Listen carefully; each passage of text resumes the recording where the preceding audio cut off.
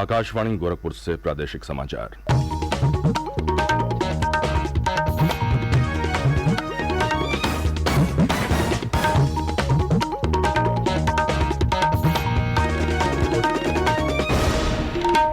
नमस्कार, समाचार बुलेटिन के साथ मैं विकास राय। पहले मुख्य समाचार। मुख्यमंत्री योगी आदित्यनाथ की अध्यक्षता में हुई राज्य मंत्रिपरिषद की बैठक में Uttar Pradesh where housing and logistic नीति सहित कई प्रस्तावों को दी गई मंजूरी। मुख्यमंत्री योगी आदित्यनाथ ने कहा, ग्लोबल इन्वेस्टर्स समिट राज्य को $1 ट्रिलियन की अर्थव्यवस्था बनाने में बनेगी बड़ा आधार। समिट के सफल आयोजन के लिए अधिकारियों को दिए जरूरी दिशा निर्देश। उप मुख्यमंत्री केशव प्रसाद मौर्य ने कहा, प्रदेश सरकार महिला स्वावलंबन और सशक्तिकरण के लिए पूरी तरह है प्रतिबद्ध।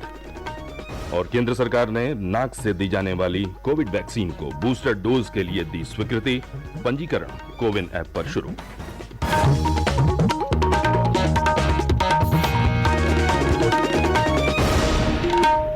और अब समाचार विस्तार से।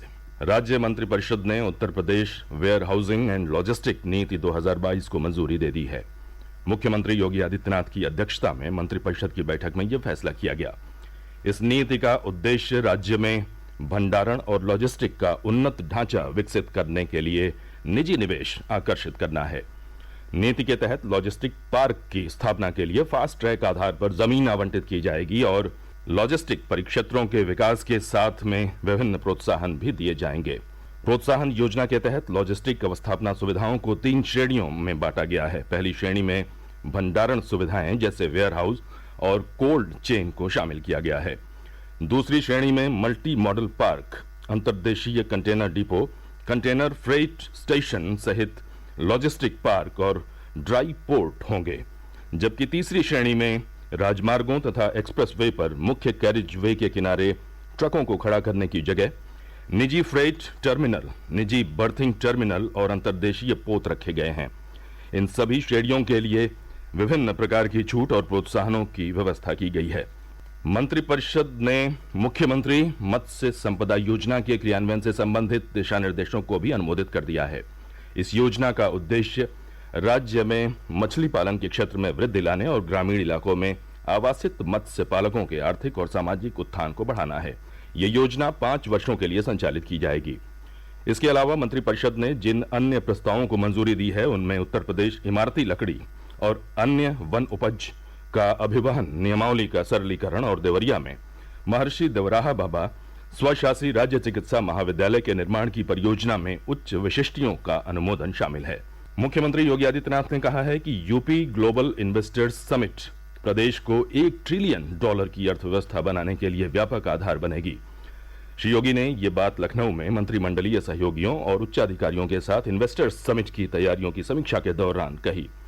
बैठक में निवेशकों के शिखर समागम के सिलसिले में विदेश दौरे से वापस आई यूपी टीम के अनुभवों को साझा करते हुए उन्होंने कहा कि इस समिट से पहले दुनिया के विभिन्न देशों के निवेशकों को राज्य में निवेश का न्योता देने की राज्य सरकार की कार्ययोजना को उम्मीद से ज्यादा सफलता मिली है।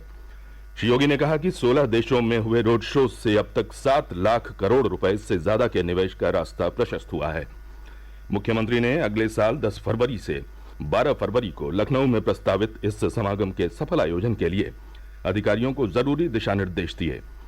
श्री योगी ने कहा कि विदेशों में जिन कंपनियों, संस्थाओं और औद्योगिक समूहों के साथ MOU हुआ है उनसे लगातार संपर्क बनाए रखा जाना चाहिए।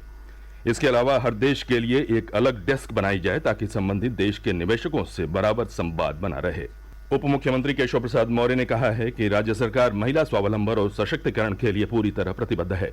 वह कल लखनऊ में नई चेतना पहल बदलाव की कार्यक्रम के समापन समारोह को संबोधित कर रहे थे। श्री मौर्य ने कहा कि महिला सम्मान, सुरक्षा और स्वाभिमान का प्रोत्साहन राज्य सरकार की प्राथमिकताओं में शामिल है और इस दिशा में ठोस कदम उठाए जा रहे हैं। बेटी बचाओ बेटी पढ़ाओ, उज्ज्वला योजना, सौभाग्य योजना, सुकन्या समृद्धि योजना, मुद्रा योजना, सिलाई मशीन योजना सहित अन्य योजनाएं महिला स्वावलंबन और सशक्तिकरण अभियान का हिस्सा हैं। उप मुख्यमंत्री ने कहा कि मातृशक्ति के सहयोग से जहां लिंगानुपात बराबर करने में कामयाबी मिल रही है, वहीं स्वयं सहायता समूहों के माध्यम से महिलाएं आत्मनिर्भर बन रही हैं।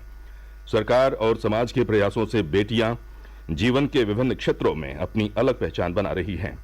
राज्य ग्रामीण आजीविका मिशन द्वारा आयोजित इस कार्यक्रम में उप मुख्यमंत्री श्री मौर्य ने महिला स्वावलंबन के क्षेत्र में विशेष उपलब्धियां हासिल करने वाली स्वयं सहायता समूह की महिलाओं को प्रशस्ति पत्र और प्रतीक चिन्ह देकर सम्मानित भी किया। प्रादेशिक समाचार आप आकाशवाणी गोरखपुर से सुन रहे हैं। ये समाचार बुलेटिन हमारे YouTube channel AIR news Gorakhpur और ट्विटर हैंडल AIR News_GKP पर भी उपलब्ध है। संसद के दोनों सदनों की कार्यवाही कल शीतकालीन सत्र के लिए निर्धारित समय से 6 दिन पहले अनिश्चितकाल के लिए स्थगित कर दी गई। लोकसभा अध्यक्ष ओम बिरला ने समापन भाषण में कहा कि सत्र के दौरान सदन की 13 बैठकें हुई, 7 विधेयक पारित हुए और 9 विधेयक पेश किए गए। वहीं राज्यसभा में सभापति जगदीप धनखड़ ने कहा कि शीतकालीन सत्र के दौरान 9 विधेयक वापस लौटाए गए, जबकि सदन में 31 निजी विधेयक पेश किए गए। संसद का शीतकालीन सत्र 7 दिसंबर को शुरू हुआ था और इसे 29 दिसंबर तक चलना था। केंद्र सरकार ने कोविड रोधी बूस्टर डोज के लिए भारत बायोटेक कंपनी की नाक से दी जाने वाली वैक्सीन को मंजूरी दे दी है। ये वैक्सीन 18 वर्ष से अधिक आयु के लोगों के लिए स्वीकृत की गई है। मंत्रालय के अनुसार बूस्टर डोज के लिए ये वैक्सीन शुरू में निजी अस्पतालों में उपलब्ध होगी और इसका पंजीकरण कोविन ऐप पर शुरू किया जा रहा है। नेजल वैक्सीन की मंजूरी ऐसे समय में मिली है जब चीन और अन्य देशों में कोविड के मामलों में बढ़ोतरी हो रही है। कल राष्ट्रीय किसान दिवस मनाया गया। पूर्व प्रधानमंत्री चौधरी चरण सिंह की जयंती के अवसर पर यह दिन मनाया जाता है। इसी दिन किसानों की भूमिका और अर्थव्यवस्था में उनके योगदान को लेकर लोगों को जागरूक बनाने के लिए देश भर में अभियान आयोजित किए जाते हैं। इसी क्रम में कल लखनऊ में किसान नेता स्वर्गीय चौधरी चरण सिंह की जयंती किसान सम्मान दिवस के रूप में मनाई गई। इस अवसर पर मुख्यमंत्री योगी आदित्यनाथ ने विधान भवन परिसर में स्थापित उनकी प्रतिमा और चित्र पर पुष्प अर्पित कर उन्हें श्रद्धांजलि दी। श्री योगी ने कहा कि स्वर्गीय चौधरी चरण सिंह देश के किसानों के हितों और कल्याण के लिए हमेशा समर्पित रहे। उन्हें कुशल नेतृत्वकर्ता के रूप में सदैव याद रखा जाएगा। बाद में मुख्यमंत्री ने कृषक उत्पादक संगठनों FPO को दी जाने वाले ट्रैक्टर्स को हरी झंडी दिखाकर रवाना किया। ये ट्रैक्टर्स राज्य के कृषि विभाग ने विशेष योजना के तहत फार्म मशीनरी बैंक की स्थापना के लिए कृषि उत्पादक संगठनों को प्रदान किए हैं। इस अवसर पर उप मुख्यमंत्री ब्रजेश पाठक, कृषि मंत्री सूर्य प्रताप शाही और जल शक्ति मंत्री स्वतंत्र देव सिंह भी मौजूद थे। उधर बागपत जिले में स्वर्गीय चरण सिंह पैतृक नूरपुर की मढ़ैया में आयोजित कार्यक्रम में भाजपा के प्रदेश अध्यक्ष भूपेंद्र चौधरी ने भाग लिया। साहित्य अकादमी ने साहित्य अकादमी पुरस्कारों की घोषणा कर दी है। जाने माने समाज वैज्ञानिक और कवि बद्री नारायण के हिंदी कविता संग्रह तुमड़ी के शब्द को वर्ष 2022 के साहित्य अकादमी पुरस्कार के लिए चुना गया है। वहीं उर्दू के लिए यह पुरस्कार लखनऊ के प्रोफेसर अनीस अशफाक के उपन्यास ख्वाब सराब को देने की घोषणा की गई है। अंग्रेजी के लिए यह पुरस्कार अनुराधा राय को उनके उपन्यास all the lives we never lived पर दिया जा रहा है। साहित्य अकादमी के सचिव डॉक्टर के श्रीनिवास राव ने नई दिल्ली में इन पुरस्कारों की घोषणा करते हुए बताया कि 23 भारतीय भाषाओं के लिए घोषित पुरस्कारों में 7 कविता संग्रह, 6 उपन्यास, 2 कहानी संग्रह, 2 साहित्यिक समालोचना, 3 नाटक और सिंधी साहित्य इतिहास की पुस्तकें शामिल हैं। प्रदेश के कई जिलों में बीती रात हल्की वर्षा होने से ठंड बढ़ गई है। महाराजगंज, गोंडा और सुल्तानपुर सहित आसपास के जिलों में हल्की बारिश होने के समाचार हैं। और अंत में मुख्य समाचार एक बार फिर। मुख्यमंत्री योगी आदित्यनाथ की अध्यक्षता में हुई राज्य मंत्री परिषद की बैठक में Uttar Pradesh where housing and logistic नीति सहित कई प्रस्तावों को दी गई मंजूरी। मुख्यमंत्री योगी आदित्यनाथ ने कहा कि ग्लोबल इन्वेस्टर्स समिट राज्य को $1 ट्रिलियन की अर्थव्यवस्था बनाने में बनेगी बड़ा आधार। समिट के सफल आयोजन के लिए अधिकारियों को दिए जरूरी दिशा निर्देश।